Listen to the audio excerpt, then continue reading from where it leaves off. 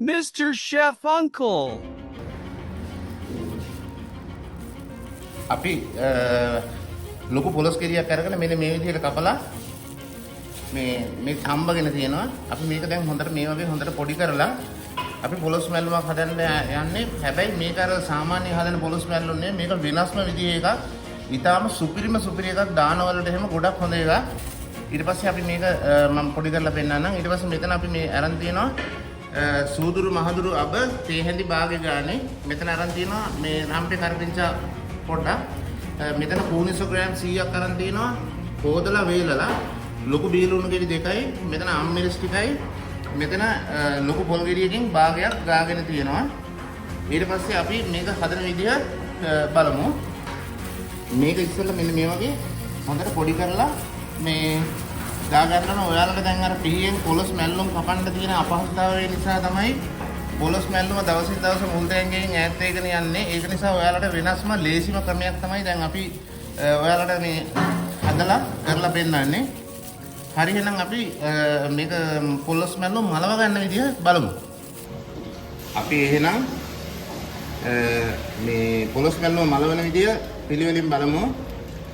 තෙල් චුට්ටක් දාගන්න සාමාන්‍යයෙන් මේ සෑන්ඩි 3ක් විතර. මොකද ලොකු පොලොස් ගෙඩියක්. ඊට පස්සේ අපි මේකට මේ සූදුරු මහදුරු අබ තේ හැඳි භාගේ අරගෙන තියෙනවා. ඒ ටික අපි මේ විදිහට මේ පොඩක් බැලෙන්න දාලා වේලිච්ච මිරිස් කරල් 5ක් විතර අරගෙන තියෙනවා. ඒක පොඩ්ඩක් බැදෙනකොට අමුමිරිස් ටිකක් දාගන්න. බීලුන් ටිකක් දාන්න. ඊට පස්සේ කෝනිස් ටිකක් දාලා රම්පේ කරපිංචා ටික ඊට පස්සේ දාන්න. මොකද මුලින්ම දාපුවම තෙලට පිච්ච වෙන හින්දා ඒකේ තියෙන සුවඳ ගතිය නැති වෙනවා.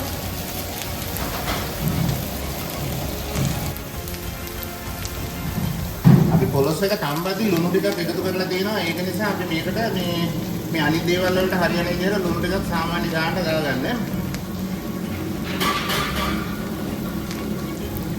ඊට පස්සේ කහ කුඩු ටිකක් මේ විදිහට දාගන්න.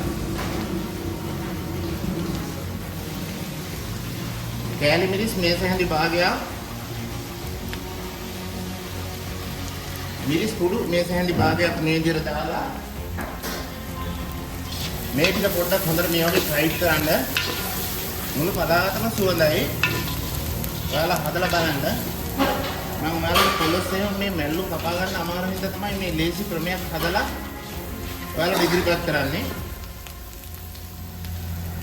ඊට පස්සේ අර ලොකු පොල් ගෙඩි භාගෙ මේකට එකතු කරන්න.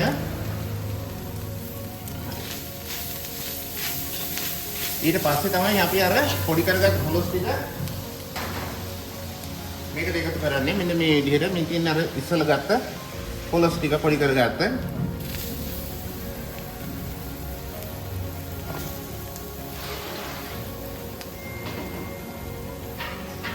දැන් මේක ගොඩක් ගින්දර වැඩි කරගන්න නැතුව හිමීට සාමාන්‍යයෙන් ගින්දර සැරේ විනාඩි 7කට හොඳට මැලවෙන්න තියන්න. එතකොට මේ අර සම්බෝලේ තියෙන සුවඳ ගතිය මේ පොලොස් එකට සම්පූර්ණයෙන් මික්ස් වෙන විදිහට මේක හිමීට ගින්දර අඩු කරලා මැලව ගන්න. පොඩ්ඩක් කියලා වහලා තිබ්බත් ගොඩාක්ම හොඳයි.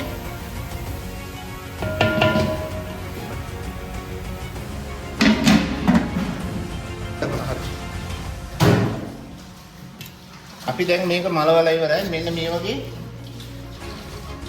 මේ වගේ තියෙන්න මේ ලස්සනට ගන්න.